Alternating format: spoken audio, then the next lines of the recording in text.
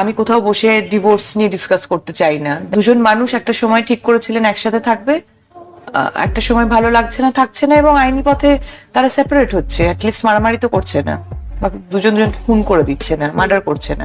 It's better. So আমি আমার কাছে ডিভোর্স ব্যাপারটা খুব একটা বিশাল বড় ক্লিশে, বাবা ডিভোর্স হয়ে। রাজ চক্রবর্তীর সাথে ৮ বছরের সংসারের সমাপ্তি করে এবার দেবের কাছে ফিরে গেলেন চিত্রনায়িকা শুভশ্রী গাঙ্গুলী। দেবের সঙ্গে নতুন সিনেমায় যুক্ত হয়েছেন শুভশ্রী। দেশু ফিল্মে তাদেরকে একসাথে অনেক বেশি সুন্দর লাগছে। দেশু ফিল্ম নিয়ে যেমন উত্তেজিত দর্শক মণ্ডলী, সেরকম উত্তেজিত দেব ও শুভশ্রীও। এতগুলো বছর পর তারা আবারও একসাথে কাজ করছে। সেই কাজটা কেমন হবে, দর্শক কিভাবে গ্রহণ করবে, সেগুলো নিয়েই অনেক বেশি উত্তেজনা বিরাজ করছে দেব ও শুভশ্রীর মাঝে।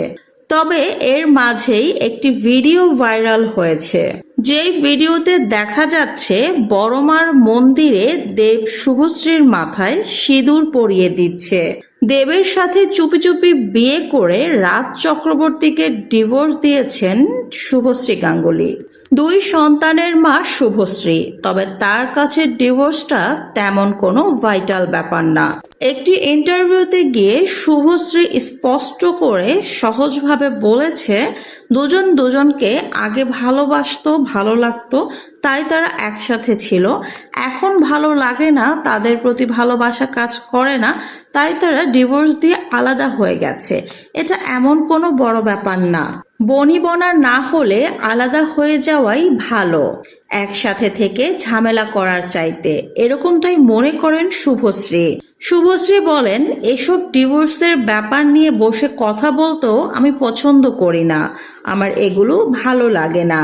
শুভশ্রীর ডিভোর্সের পেছনে কারণ হিসেবে নাম উঠে এসেছে দেবের। জানা গেছে দেবের সঙ্গে শুভশ্রীর ঘনিষ্ঠতা বাড়ার জন্যই রাজের সঙ্গে সংসার করতে পারলেন না শুভশ্রী। সেজন্যই অবশেষে সে সম্পর্ক গিয়ে ঠেকেছে ডিভোর্সের পথে। আর এই ডিভোর্সটাকে শুভশ্রী গাঙ্গুলী খুবই সহজভাবে নিয়েছেন। ওনার কথা শুনে মনে হয়েছে এটা তেমন কোনো বড় ব্যাপার না। একসাথে থেকে ঝামেলা করা, মারামারি করা, একজন আরেকজনকে পৃথিবী থেকে সরিয়ে ফেলা, এগুলোর চাইতে ডিভোর্স দিয়ে আলাদা হয়ে যে যার মতো করে সুন্দরভাবে বেঁচে থাকাটা অনেক বেশি ভালো। তো ভিউয়ার্স, শুভশ্রীর এরকম কথা শুনে আপনাদের মন্তব্য কি, কমেন্ট করে জানান।